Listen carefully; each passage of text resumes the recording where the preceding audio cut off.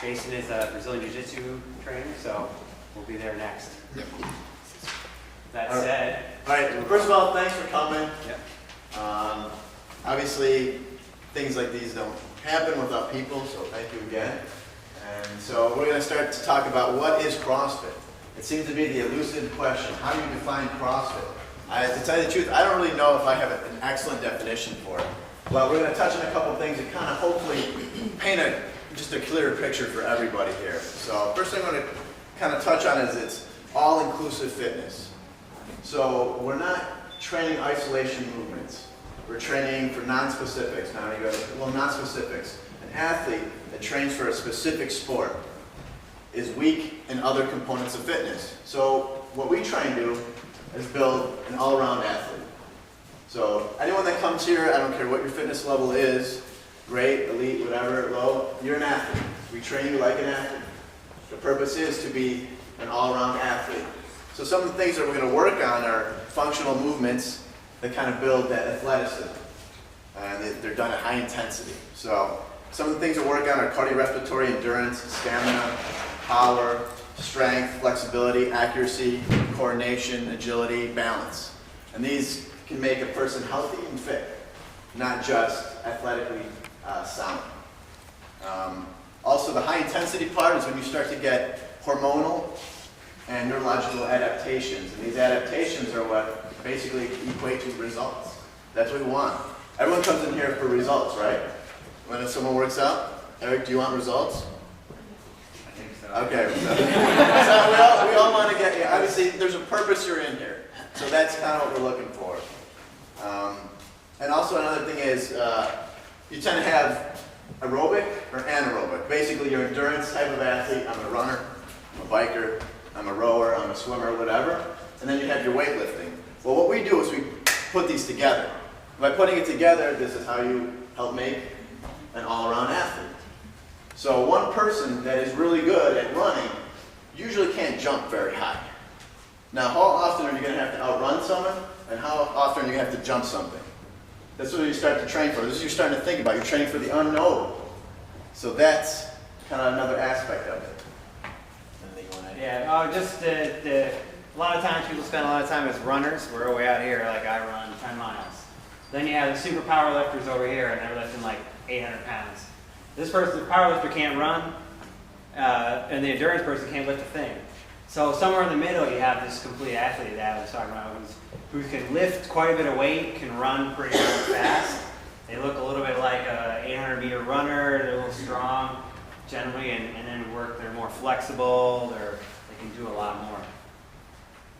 Okay, so another aspect is who can do this. Like I said, everyone can do this. Everyone trains like an athlete. What varies is not necessarily the intensity, because intensity is relative.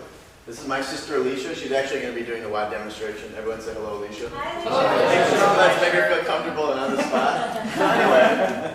I will be the lower intensity. Yeah, so, but her intensity, that's high intensity for her. What she's going to do is high intensity for her. For me, it might be a low intensity. Or you might say range of motion. Well, I'm working on getting a full squat. Things that, if I'm an older person, this is independence. Being able to stand up, put things over my head. So obviously their goal's a little different, and they're maybe meaning it running as fast or anything like that, but they're working at fitness just the same. Okay, so then we're going to go over the basic method and what we do here.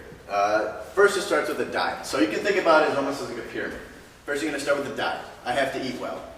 Eating is energy. You need to eat. Metabolic conditioning. So basically working the endurance pathway, anaerobic, aerobic.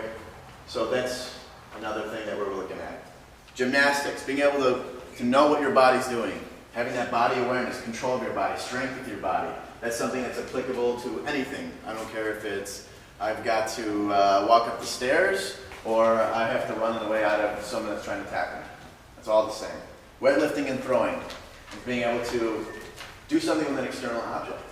So whether that's picking up groceries, or I'm going to clean and jerk, whatever I can. And then sport environment. So we start to get in here, it's kind of a competitive feel. We have fun with this. It's not, don't think of it as that you have the pressure like, oh, I've got to succeed. I've got to succeed. Your success is based on, obviously, your results. But you have a group of community that you build, and it's kind of fun. Touch on anything? It's a metric. Okay. So the next part is focusing on fitness and health, not just aesthetics. How you look does not necessarily reflect how you perform and how healthy you are. I think everyone's kind of getting to the point now, especially nowadays, where you realize that I can look amazing, but I can have high cholesterol and then drop. Everyone's seen the commercial where the guy that walks up, he's a swimmer, and everyone's like, "Wow, look at that guy! Look at that guy!" And then he falls in the water and he's passed out.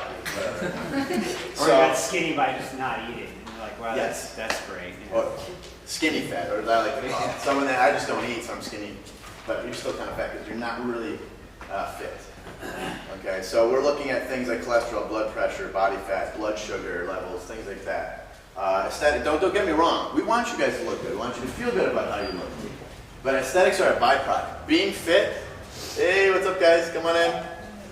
Aesthetics is a byproduct. I look the way I am not because I trained for this way, but because I trained for fitness. Okay?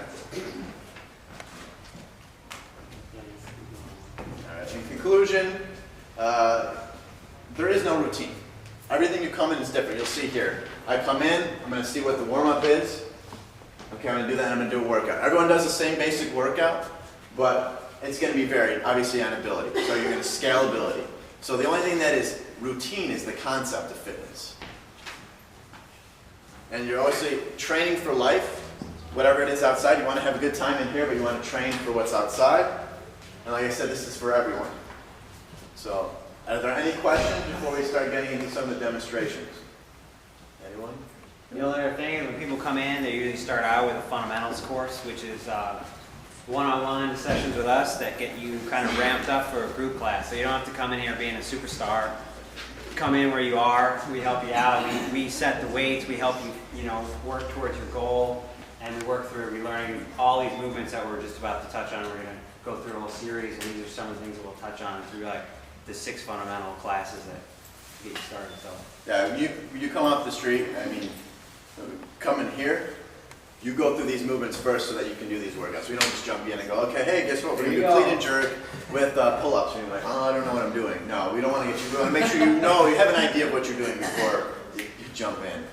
So, go ahead. You want to grab that? Actually, yeah, we'll do.